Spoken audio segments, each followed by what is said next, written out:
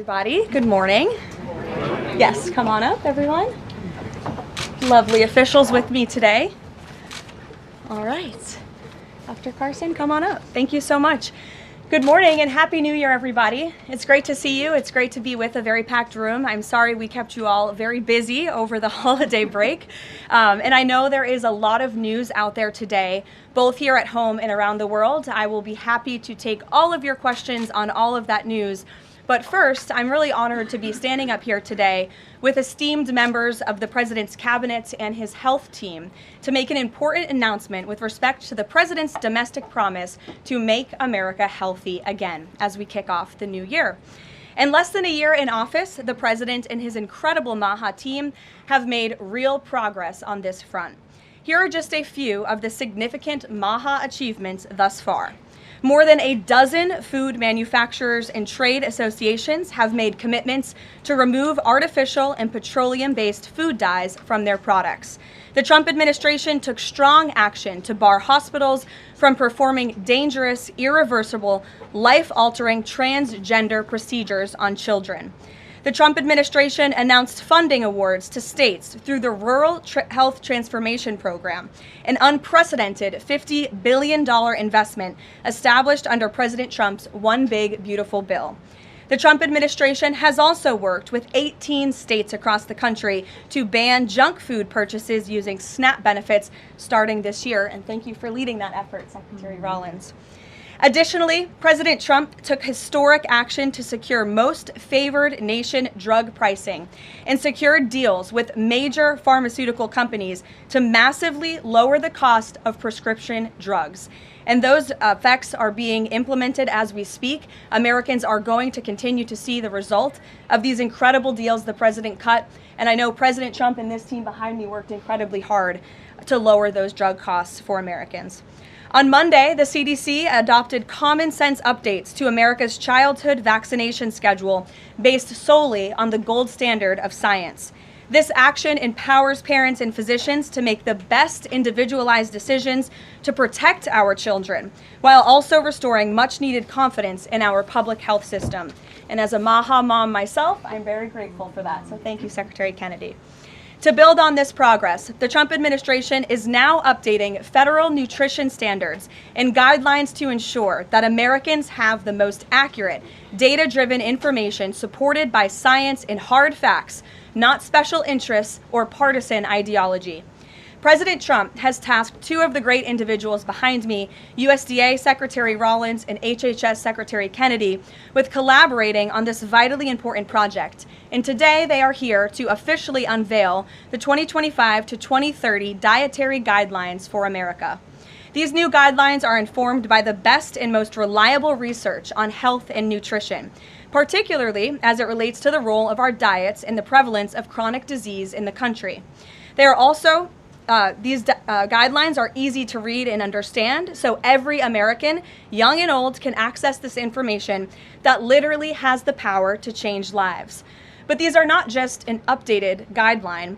These are the foundation to all federal food programs in our country. These new guidelines are going to update the food that is served to America's children in our public schools, to the plates that are served to our great men in uniform in our military, our veterans, and the food that they are consuming at the VA.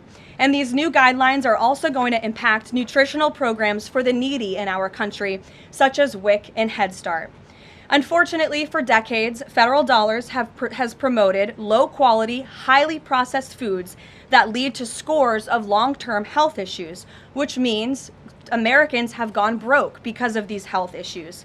Faulty dietary guidelines of the past stacked the deck against healthy eating and food options for everyday American families, which has fueled the chronic disease epidemic and jacked up the healthcare costs of households across the country. This failed approach in our public health system ends today. When these guidelines are followed, Americans will be saving themselves thousands of dollars. If we want to cut healthcare costs in our country, we must become a healthier country. According to the CEA, poor diet is the root cause of obesity, which accounts for $400 billion in medical spending each year. A healthier America will lead to a more affordable America. The new dietary guidelines from the Trump administration will ensure federal dollars go to real food to improve public health and therefore save the American people their hard-earned cash over the course of their lives. So with that, I am going to hand it over to Secretary Kennedy. The great people behind me will give remarks, and then we'll get into Q&A for the officials that are here on this specific topic. They will leave because they're all very busy people, and then I will open it up to Q&A with the rest of you on the rest of the news in the world. So thank you, and we'll start with Secretary Kennedy. Thank you, Karoline. Thank you. Today marks a decisive change in federal nutrition policy, made possible by President Trump's leadership and the work of MAHA moms and public health advocates who demanded reform. Today, in accordance with President Trump's directive, Brooke and I will release the dietary guidelines for Americans 2025 to 2030, the most significant reset of federal nutrition policy in history. These guidelines replace corporate-driven assumptions with common sense goals and gold standard scientific integrity. These new guidelines will revolutionize our nation's food culture and make America healthy again. For decades, Americans have grown sicker while healthcare costs have soared. The reason is clear. The hard truth is that our government has been lying to us to protect corporate profit-taking, telling us that these food-like substances were beneficial to public health. Federal policy promoted and subsidized highly processed foods and refined carbohydrates and turned a blind eye to the disastrous consequences. Today, the lies stop. The new guidelines recognize that whole, nutrient-dense food is the most effective path to better health and lower healthcare costs. Protein and healthy fats are essential and were wrongly discouraged in prior dietary guidelines. We are ending the war on saturated fats. Diets rich in vegetables and fruits reduce disease risk more effectively than many drugs. Whole grains outperform refined carbohydrates. Added sugars, especially sugar-sweetened beverages, drive metabolic disease, and today our government declares war on added sugar. Highly processed foods loaded with additives, added sugar, and excess salt damage health and should be avoided.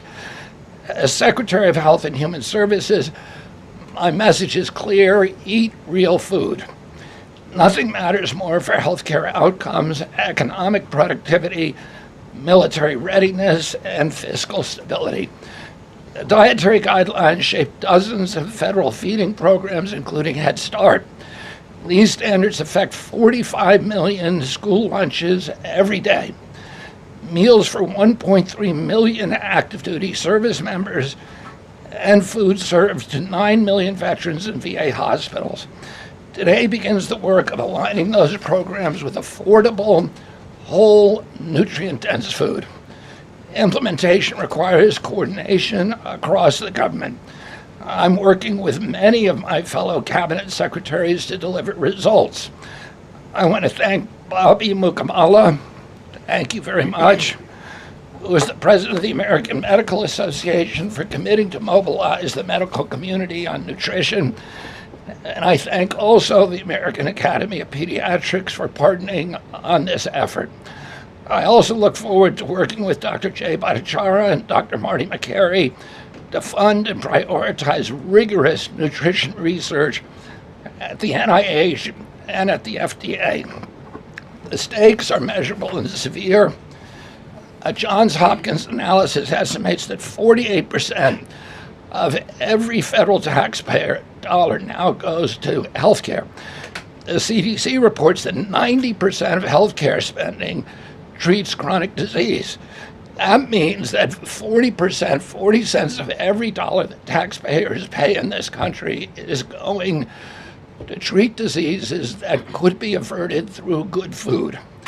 The United States has the highest obesity and type 2 diabetes rate in the developed world. We spend 3 times more per capita than the European Union on healthcare, yet our life expectancy is 5 years lower, largely due to diet-related chronic disease. Our childhood obesity rate is 5 times higher than countries like France. 1/3 of U.S. teens have prediabetes, over 35% are overweight or obese, and 20% of young adults have non-alcoholic fatty liver disease. 77% of military-aged Americans are ineligible for military service because of diet-related conditions. If a foreign adversary sought to destroy the health of our children, to cripple our economy, to weaken our national security, there would be no better strategy than to addict us to ultra-processed foods. It's shocking that our own government helped to drive these cataclysmic changes in our diet. The damage is real, it is preventable, and President Trump has ordered it to end. If the United States reduced obesity, type 2 diabetes, heart disease, and Alzheimer's to Japanese levels, we would save approximately $600 billion a year. About 50% of Medicare's projected long-term deficit, or $5,000 per family annually. Current policy worsens the problem. 42 million Americans rely on SNAP, where common purchases include sugary drinks, candy, and chips. 78% of SNAP recipients are enrolled in Medicaid, and 90% of Medicaid spending goes to chronic disease. These incentives raise healthcare costs and undermine health. This must change. A new framework centers on protein and healthy fats, vegetables, fruits, and whole grains. And you can see the food pyramid here.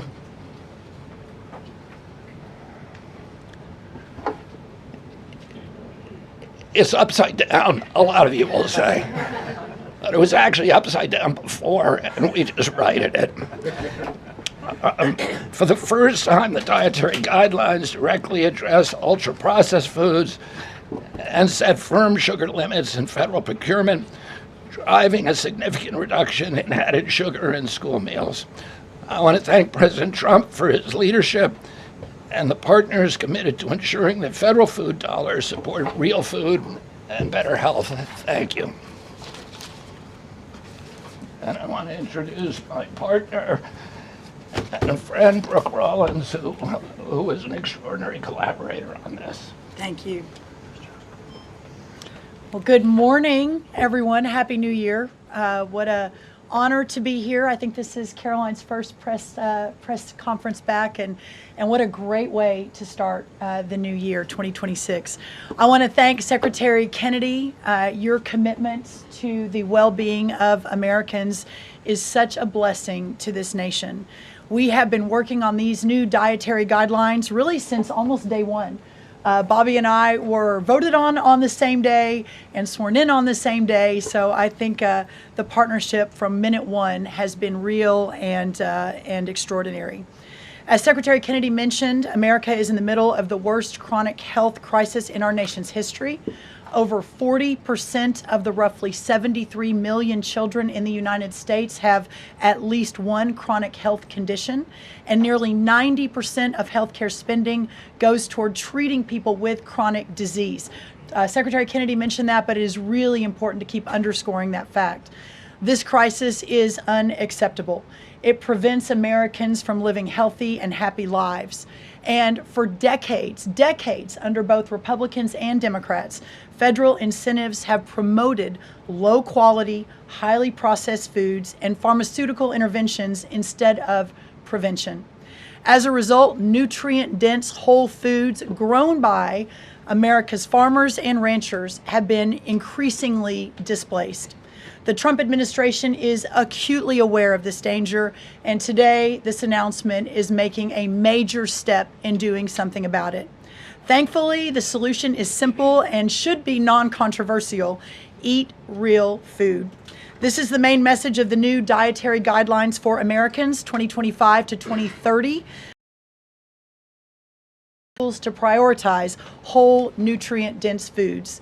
That means more protein, more dairy, more healthy fats, more whole grains, more fruits and vegetables, whether they are fresh, frozen, canned, or dried. We are finally putting real food back at the center of the American diet. real food that nourishes the body, restores health, fuels energy, and builds strength.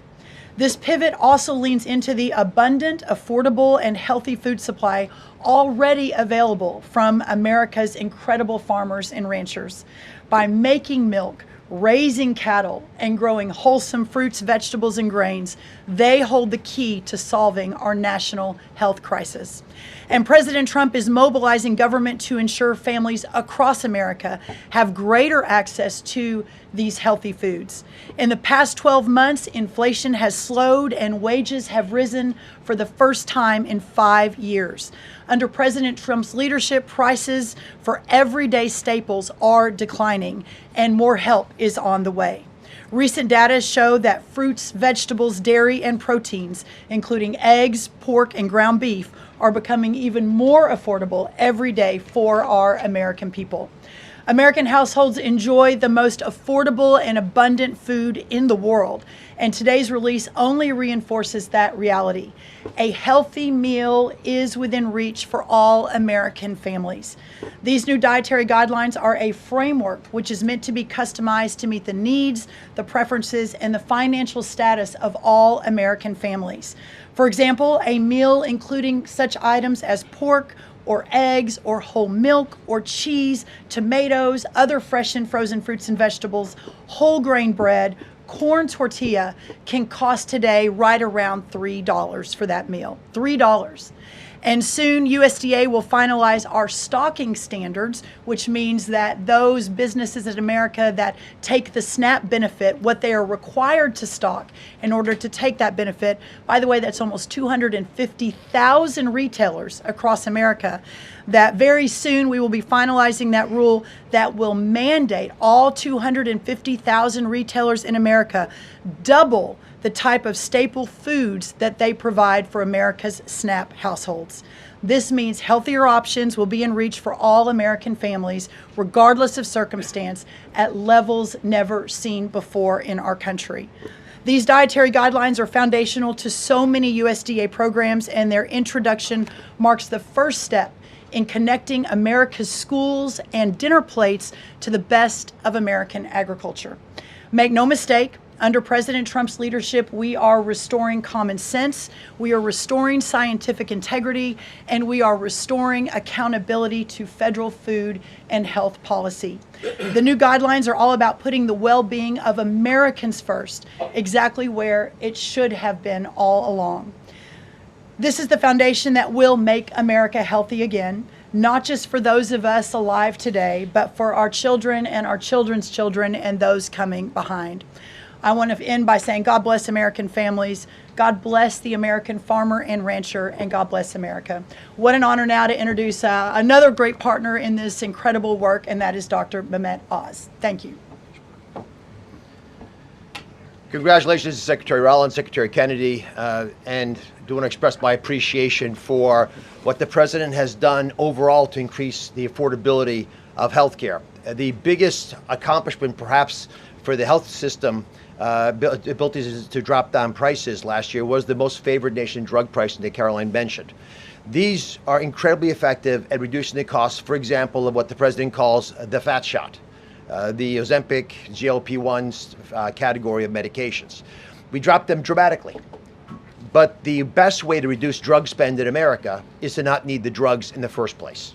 What you're hearing today with these dietary guideline adjustments are going to be massively effective, and not just dropping the need for us to buy these weight loss drugs, but buy these expensive drugs for autoimmune problems. We have evidence that food is medicine when it comes to conditions for various mental health issues, from Alzheimer's and depression to fundamental realities of how children learn in school. So the question then becomes, what is this actually going to do in dollars and cents?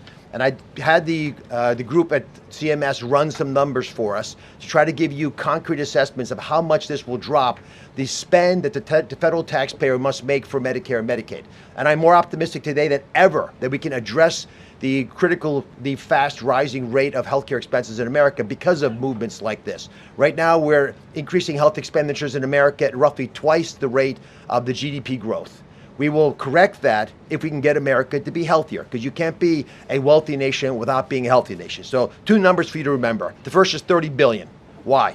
30% of healthcare costs are directly attributable to obesity. I'm not talking about indirect associated expenses, which are also present, but a very conservative number, 30%, are directly attributed to obesity. That's about $300 billion a year for just Medicare, If we were to affect obesity by 10%, which is an incredibly conservative and justifiable assumption that has been borne out in evidence-based dietary experiments and trials, just that alone is $30 billion of reduction of expenses for Medicare rather. That's also obviously correlated with Medicaid reduction in spending. In Medicaid, it's a different opportunity because in Medicaid, we educate children. 53% of children in America are covered by Medicaid or CHIP. And we have programs to teach kids and their parents what to eat, and how to make these dietary guidelines that Secretary Rollins and Secretary Kennedy have crafted with their teams into practice. It will dramatically change the natural history of how children are able to participate in life. But let me give you one last number.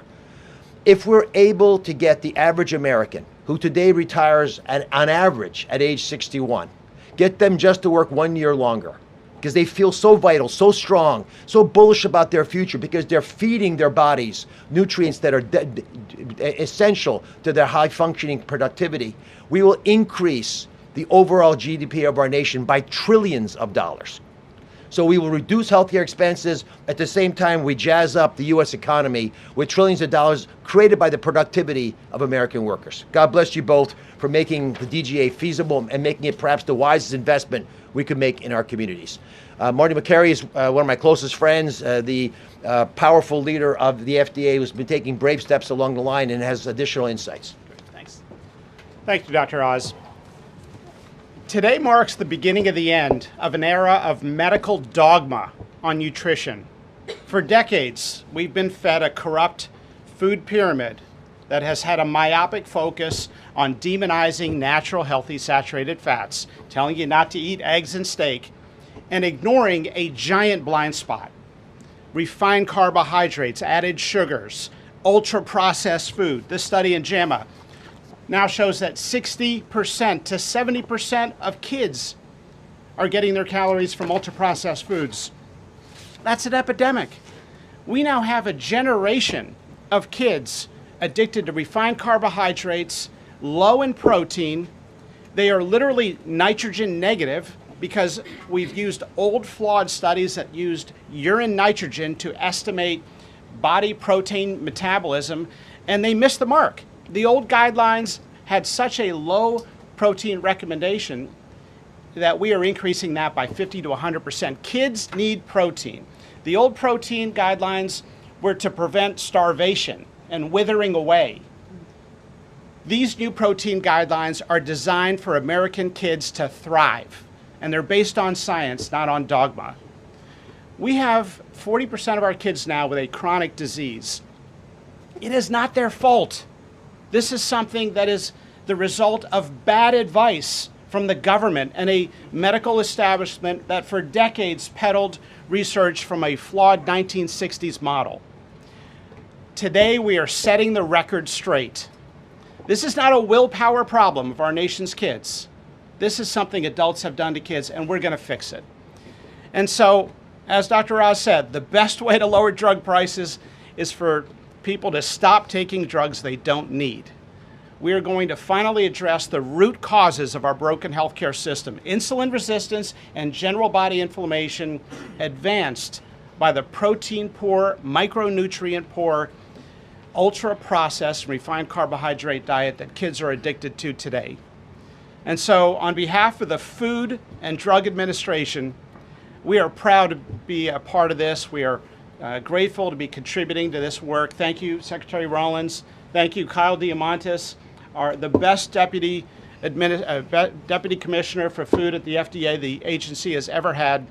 This is a historic day in America. Thank you, Karoline. Doctor, thank you so much. Thank you. I hope everyone's inspired to go eat a salad for lunch after this briefing.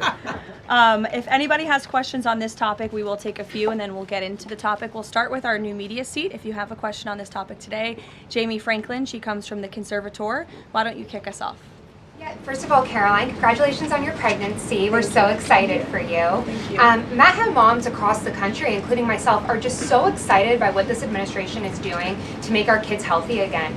But we do have concerns when it comes to these blue states pushing back on a lot of progress that we're making as an administration. And particularly, we're really excited that you guys revised and streamlined this vaccine schedule. However, what we have seen is that these blue states, whether it be no tax on tips, no tax on overtime, or pushing back on immigration, they continue to stop your guys' progress. So what has been the response from these blue states? Because as MAHA moms enrolling our kids in school, this is a big issue, and we celebrate what you guys are doing, but we want to have it even in the blue states as well. I mean, my hope is that we only released these earlier, 2 days earlier. I'm sorry. Duck is also high in protein. It's an interesting. Duck is a good thing to eat, everybody. We only released the new vaccine schedule 2 days ago. The vaccine schedule, there's nothing compulsory in it. Everybody, I've always promised, I'm not going to take people's vaccines away from them. People who want to get vaccines, everybody who wants them can get all of the vaccines that were on the old schedule. They will all be paid for by the Vaccines for Children program or for the insurance the same as before. We release guidelines that we think are optimal to public health. They're the same with core vaccines that are required by the European community.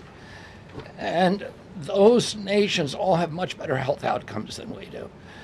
And they're based on their best science and also on their conviction that when you put too many vaccines on the program, it actually reduces compliance. It reduces uptake.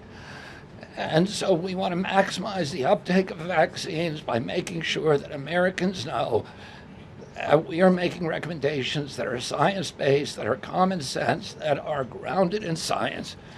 And right now, that's the best science that we have.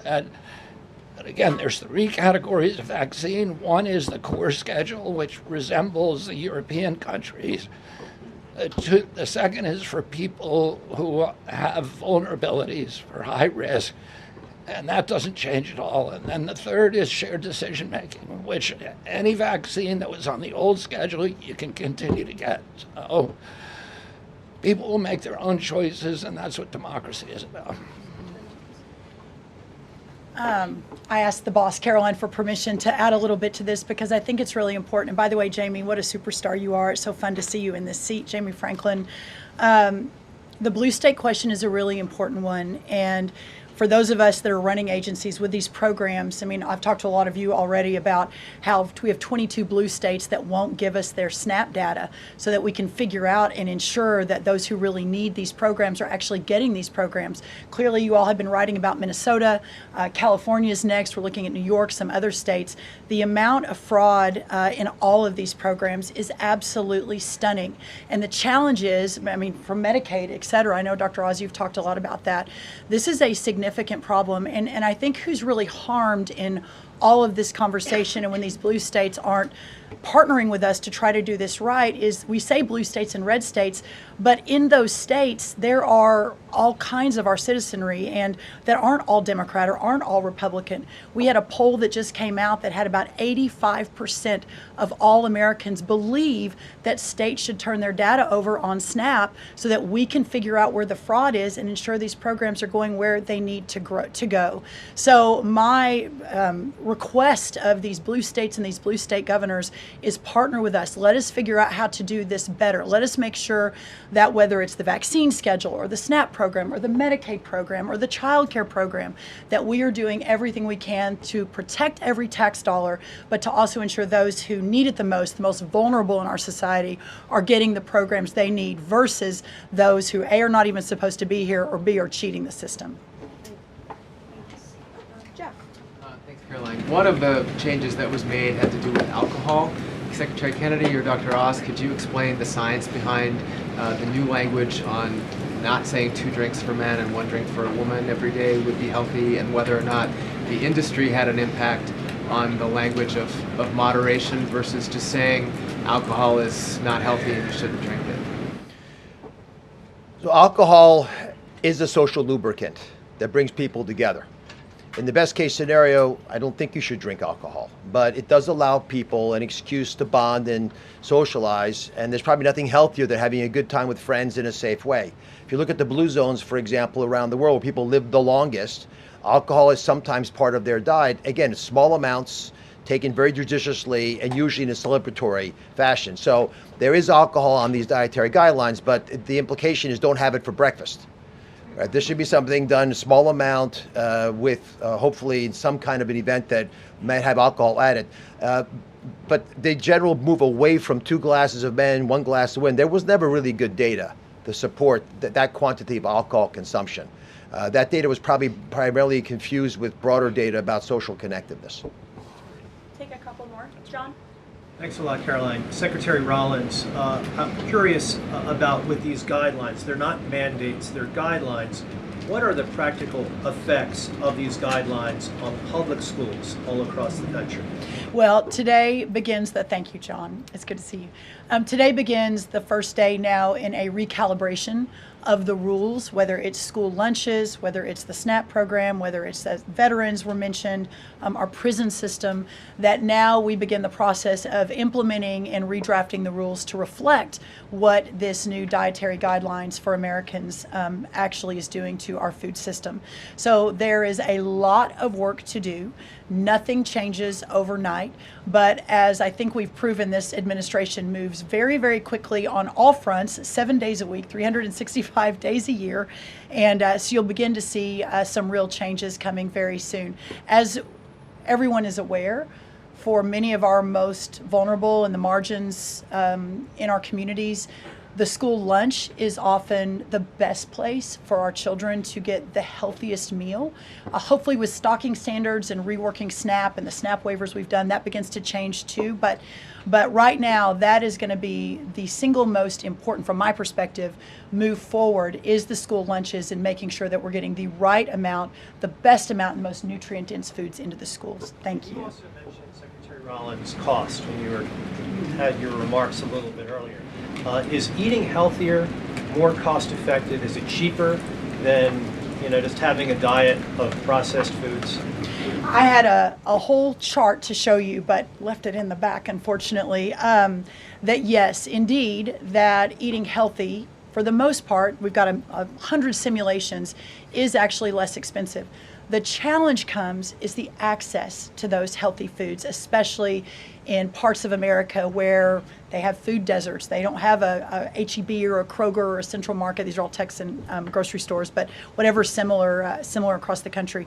But that is why these stocking standards in SNAP are so important. So if you have a economically challenged family, and the only place they're getting their food is the 7-Eleven. We have a longer term important policy priority, and that is getting grocery stores into these lower margin communities. But for now, requiring those retailers, those 250,000 retailers across America, to double their stocking of healthier foods, that will allow us to immediately get these better foods into all communities, but especially the most vulnerable. Thank you, John. Let me just add something to that. Brooke and I are working on a program. Affordability is the priority for the president.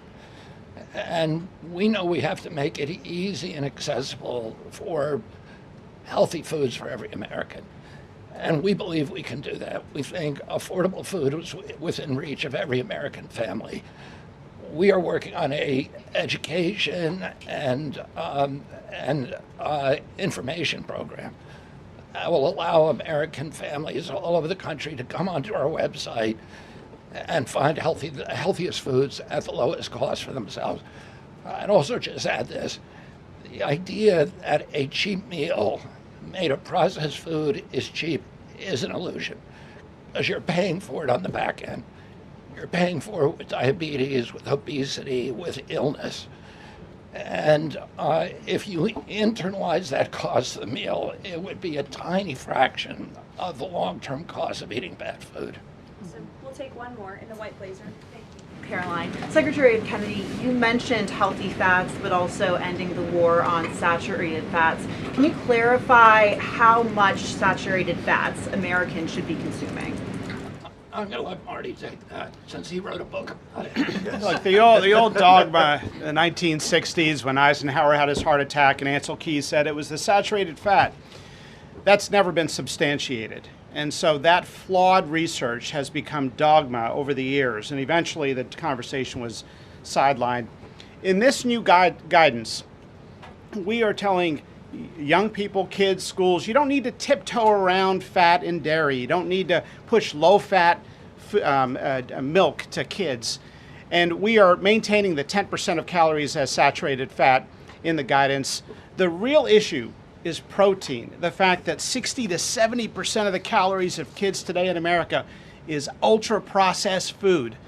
These are the issues that have become giant blind spots where we're now putting attention. And we hope that there are conversations in every school board in America, in every church and synagogue and house of worship, every home in America will now have conversations. We've got to talk about school lunch programs, not just putting 6-year-olds on Ozempic.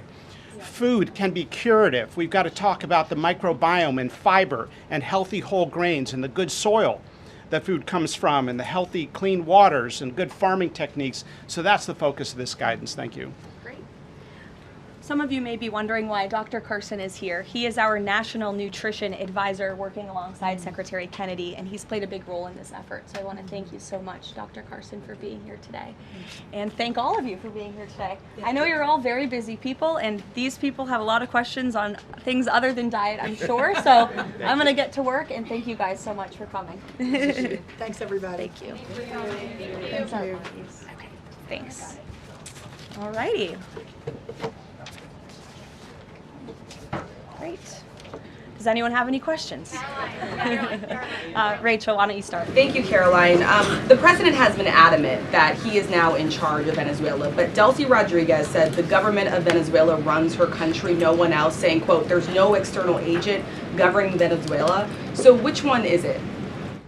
Let me just be very clear. This is the first time that I've addressed Venezuela from the podium since being back and since the historic and incredibly successful military operation, law enforcement operation conducted by our United States military that you all saw and the world witnessed last week.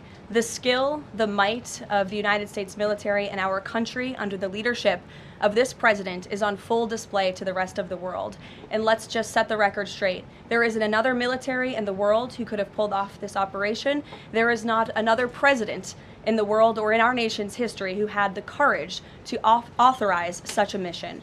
And I think the world has taken notice that America is truly back.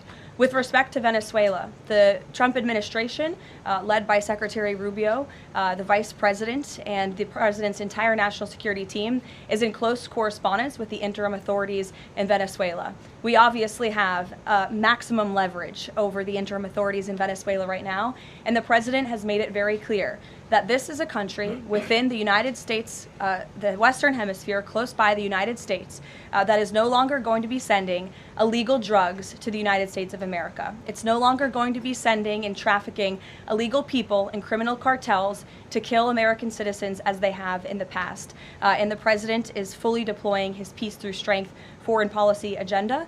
So we're continuing to be in close coordination with the interim authorities, and their decisions are going to continue to be dictated by the United States of America. Just one follow-up, when you talk about that leverage there, has the Venezuelan government fully committed to turning over its oil to the United States indefinitely, and what happens if they do not? Well, as you saw, the president announced last night, this was a deal. This was a deal made by the president and his team with the Venezuelan interim authorities. This will benefit both the American people and the Venezuelan people. And Secretary Wright and the Department of Energy are working with the interim authorities and also with the private oil industry to execute on this historic energy deal. That's not only good for the United States, but it's also going to revive the prosperity, the safety, the security of both the United States and Venezuela as well. Ed. Following up on the oil part of this, the 30 to 50 million barrels of oil, how exactly is that going to work? You're getting it out of Venezuela into the United States? Yes. And then what? That's exactly right. So as you know, Ed, as the president announced last night, this was the sanctioned oil that was basically just sitting in barrels, sitting on ships because of the effective quarantine of the United States of America. And the interim authorities have agreed to release that oil to the United States, so it will be arriving here at home very soon. The United States government has already begun marketing Venezuelan crude oil in the global marketplace for the benefit of the United States, engaged the world's leading commodity marketers, key banks to execute and provide financial support for these crude oil and crude product sales.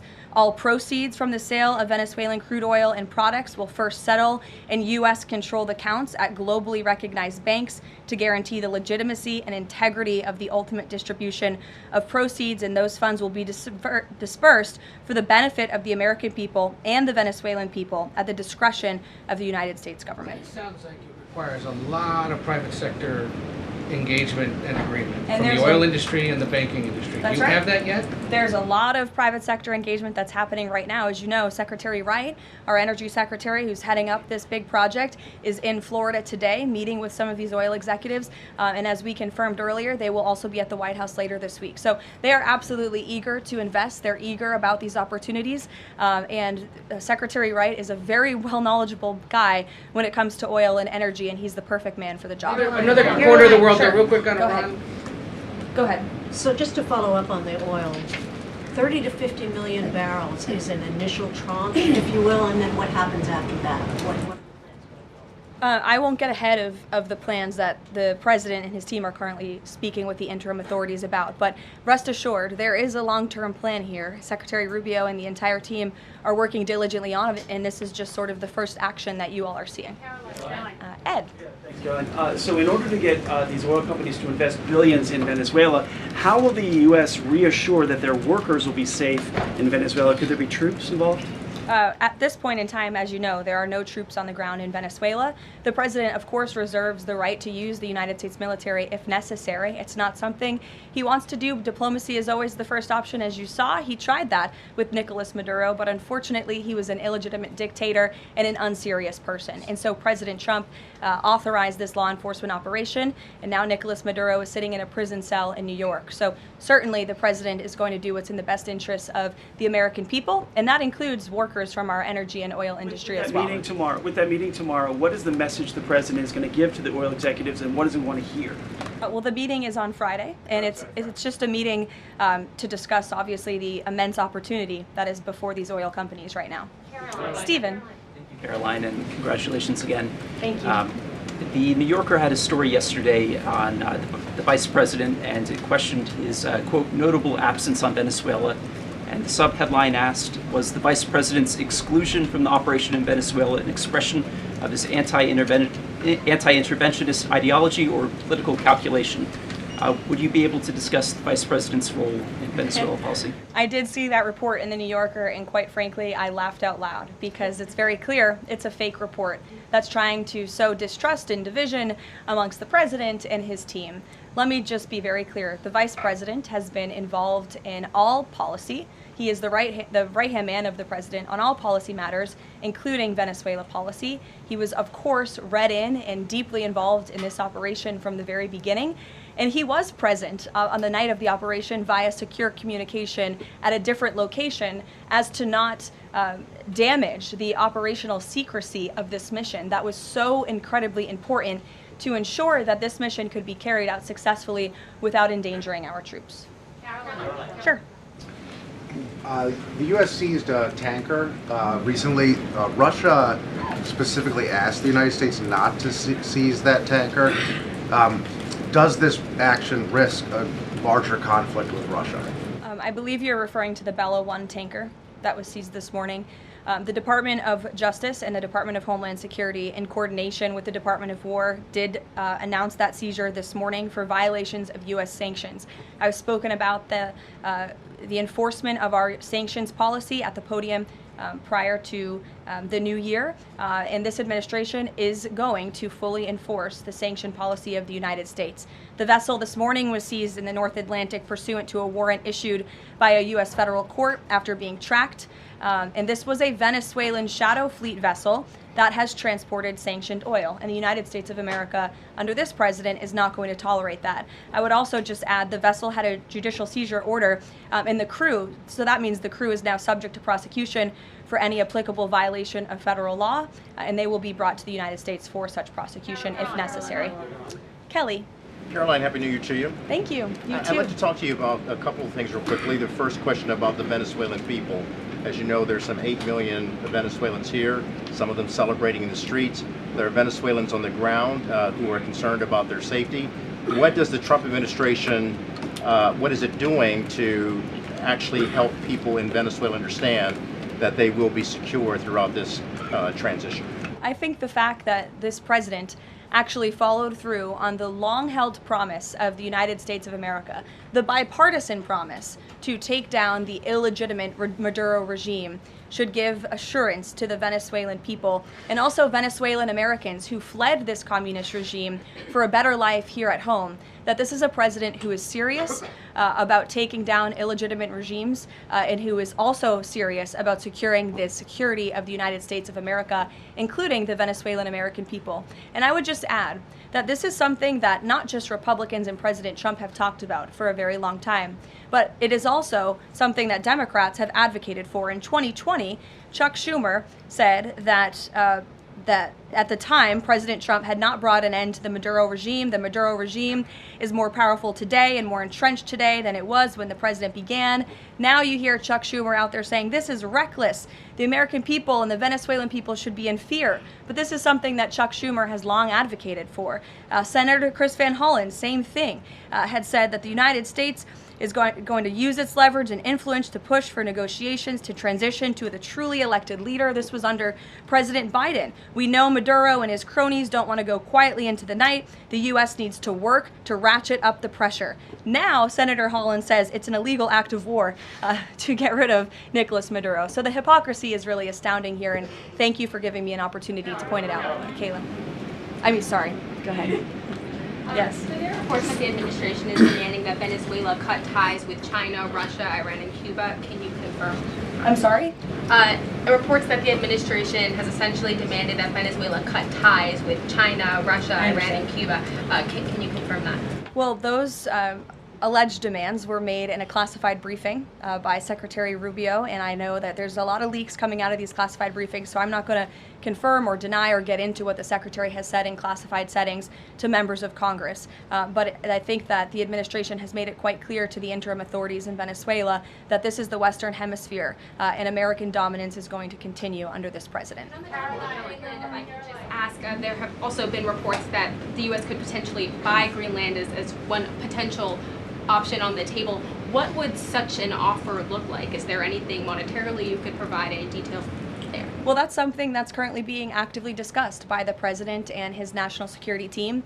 And I would point out that the acquisition of Greenland by the United States is not a new idea. This is something that presidents dating back to the 1800s have said is advantageous for America's national security. The president has been very open and clear with all of you and with the world that he views it in the best interest of the United States to deter Russian and Chinese aggression in the Arctic region. And so that's why his team is currently talking about what a potential purchase would look like. Jackie. Caroline, just following up on Greenland, why not rule out taking it by military force? I know that past presidents and past leaders have often ruled things out. They've often been very open about ruling things in and basically broadcasting their foreign policy strategy to the rest of the world, not just to our allies, but most egregiously to our adversaries. That's not something this president does. All options are always on the table for President Trump as he examines what's in the best interest of the United States. But I will just say that the president's first option always has been diplomacy. Again, look at Venezuela. He tried ardently to strike a good deal with Nicolas Maduro, and he told him, I will use the United States military and you will not like it if you don't take such a deal. And look at what happened. With respect to Iran, the president said the same thing, right? He tried to have serious interest in a deal with the Iranian regime with respect to their nuclear capabilities. They were not interested, and so Operation Midnight Hammer happened, which was another remarkable military success under the leadership of this commander-in-chief. So the president keeps his options open, but diplomacy is always the first. Quickly, just one additional follow-up on that. Does the president recognize Denmark's ownership as part of the kingdom?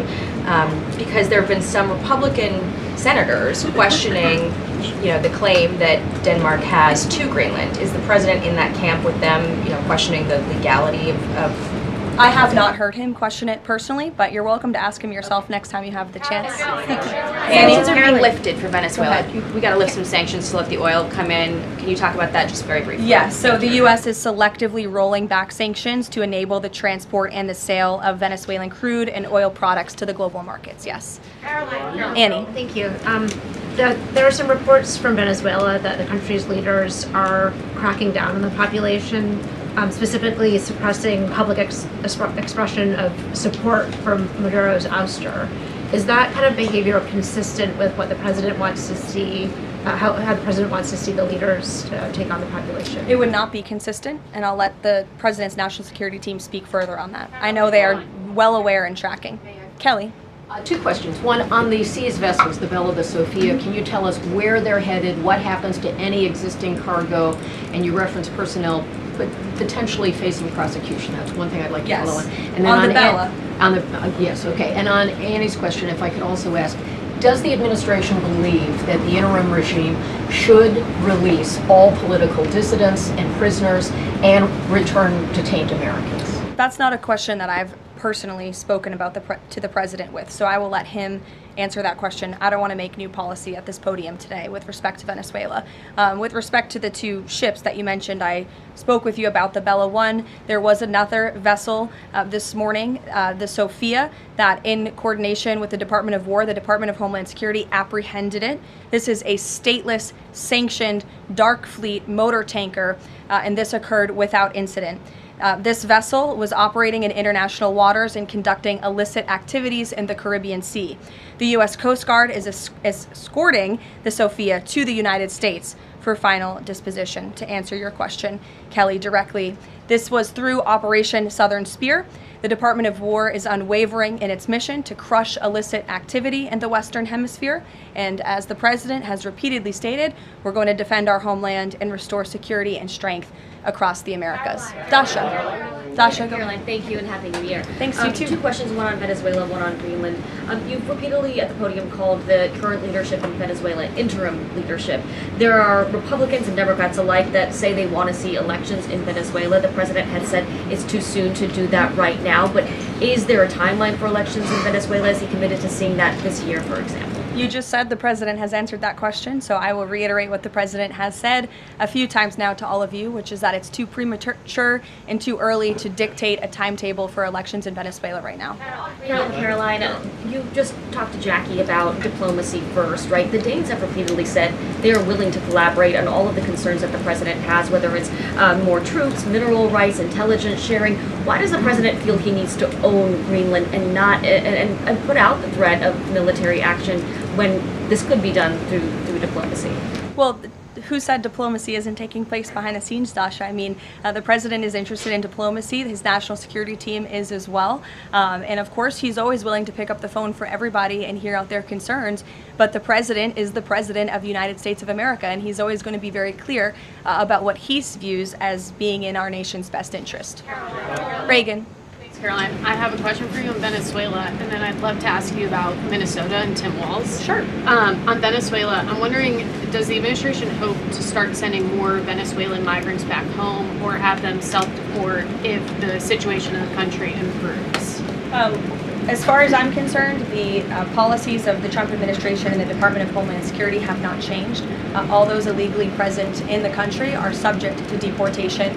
And I would just like to add, how we got here. The president was very clear on the campaign to the American public, and it's one of the many reasons they resoundingly reelected him back to this office, that he was not only going to crush foreign drug cartels, but that he was not going to stand by and watch as the illegitimate Venezuelan regime was sending illegal criminals and gang members and rapists and murderers to our country, which happened to the tune of thousands under the previous administration and president. And so there could be nothing more America first than this operation that took place last week.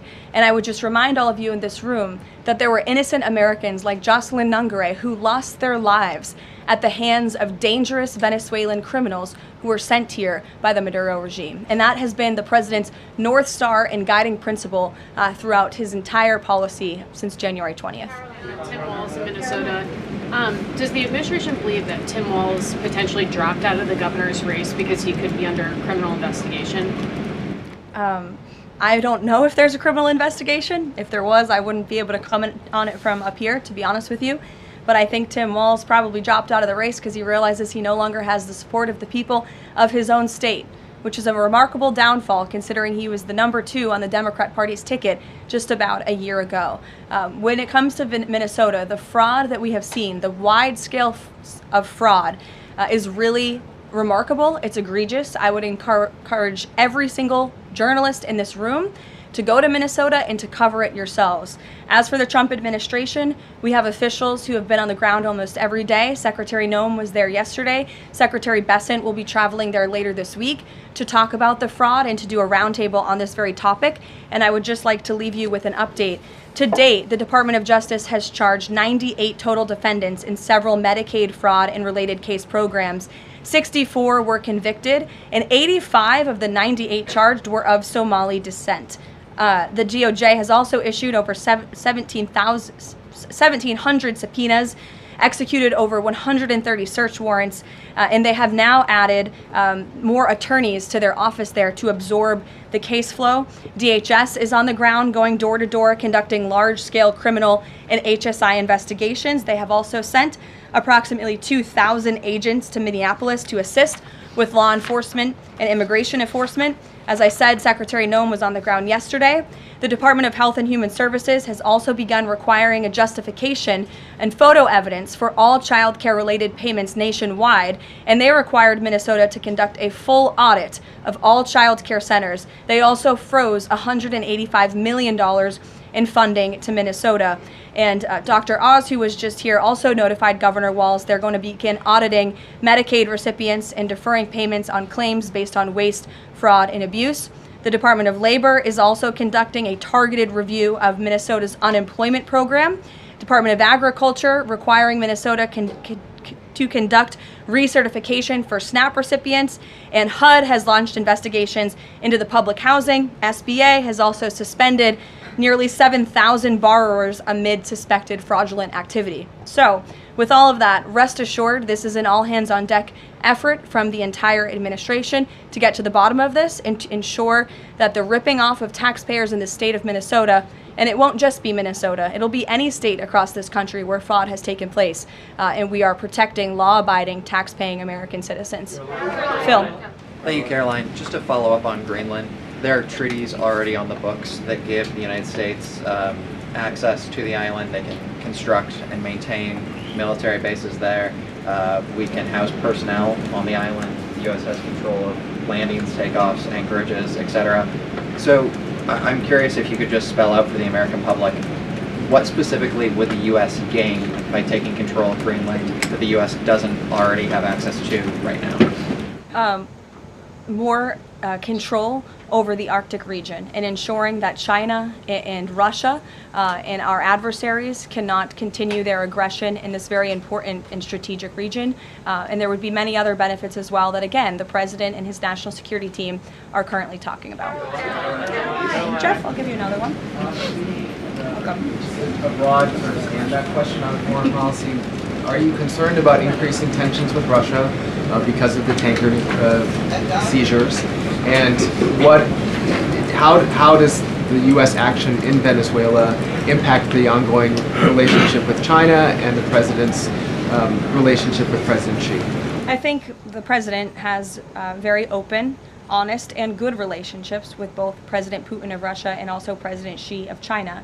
He has spoken with them numerous times, as you know, since coming to office about a year ago, and I believe that those personal relationships are going to continue. But as for the President and the United States, he's going to enforce our policy that's best for the United States of America. And with respect to these ships seizures, that means enforcing the embargo against all dark fleet vessels that are illegally transporting oil, and only legitimate commerce, to answer your question much earlier, Rachel, determined by the United States is going to be permitted. And that's the policy of this administration, and he's not afraid to implement it. One more stand back. Just one more stand back. I just asked the last one. I remember asking the president at the very beginning of his term if he was committed to Article 5 and NATO, and he said yes.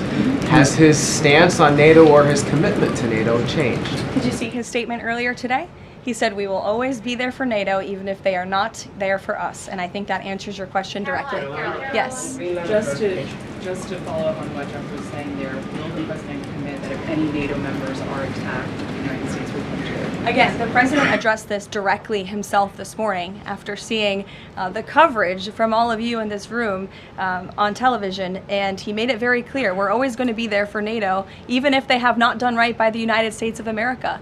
And they have not, they have finally increased their defense spending at the request of this president, but it was only because of this president that they did that. We'll take a couple more. Michael, go ahead. Thank you, Caroline. Happy New Year and congratulations. Thank you. Two questions, if You I may. too. One on healthcare, one on Mexico. On healthcare, the president says he wants Republicans to be flexible on the Hyde Amendment in order to pass healthcare legislation.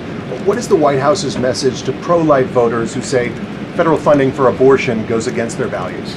Well, the president did not change the administration's policy. It was President Trump who signed an executive order protecting the Hyde Amendment. It's the Trump administration that has taken multiple actions on various fronts to ensure that taxpayer dollars are not funding the practice of abortion. What the president was saying yesterday was Republicans, and frankly Democrats too, need to show a little bit more flexibility so we can actually get something done with respect to the issue of health care. Republicans have amazing ideas. The president himself, as we spoke about earlier, has launched this Most Favored Nation drug pricing initiative, has cut good deals with Big Pharma. He wants to see Republicans and Democrats too, if they're willing, codify those executive orders into law so that these good deals can remain and these prices can continue to be lowered long after this president and this deal maker in chief is gone. Presidents talked a lot about health savings accounts and giving more money back to the healthcare consumer rather than to these giant insurance companies, and he's been very outspoken and tough on them too, and I think you'll see more and hear more from him directly on that issue. So he wants to see Congress get something done with respect to health care, and that was the point that he was driving home yesterday. Mexico, Caroline. Haley, President Trump says the drug cartels are running Mexico. What action does he need to see Mexico's president, Claudia Sheinbaum, take to prove that she's in control of that country, in control of those cartels?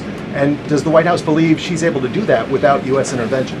Look, I think the president was speaking very candidly and frankly about the reality on the ground in Mexico. Haley. Caroline, Happy New Year. I wanted to Thanks, ask you you too. about the seized tanker, the Vela. There were reports before this that Russia had sent a submarine to escort it. Was there any engagement with that submarine? And then was the deconfliction line with Russia used ahead of boarding that? Again, this was a Venezuelan shadow fleet vessel that has transported sanctioned oil. The vessel was deemed stateless after flying a false flag, and it had a judicial seizure order. And that's why the crew will be subject to prosecution. Mary. On Colombia, the president talked over the weekend and suggested that he would be open to an operation there. Should the president of Colombia be expecting Delta Force anytime soon? And then I had another one for you on California. That would be a very unwise question for me to answer, to weigh into. What's your next question? On California, can you share any more about the fraud investigation? The president said that there was one. Who's being investigated and where is it starting? Again, this is going to be a all-hands-on-deck government-wide effort. The president has directed all agencies across the board to look at federal spending programs in not just Minnesota, but also in the state of California to identify fraud and to prosecute to the fullest extent of the law all those who have committed it. Take one more. Sure. Thank you. Caroline, yesterday was the 5-year anniversary of January 6th. Democrats and mainstream media continue to push their big lie that it was an insurrection and that police officers died that day. The reality is that 4 Trump supporters died on January 6th and 2 women were killed by January 6th police. Everybody knows Ashley Babbitt was shot in cold blood by Capitol Police Officer Michael Byrd, but there was another woman, her name was Roseanne Boylan from Georgia, and she was pepperballed, gassed, and ultimately brutally beaten with a stick by January 6th police officer Lila Morris. The Biden administration and mainstream media lied and told Americans Roseanne Boylan died of a drug overdose on Capitol steps. Her family is now asking for an investigation. Is the administration aware of the circumstances of her death, and will there be an investigation finally?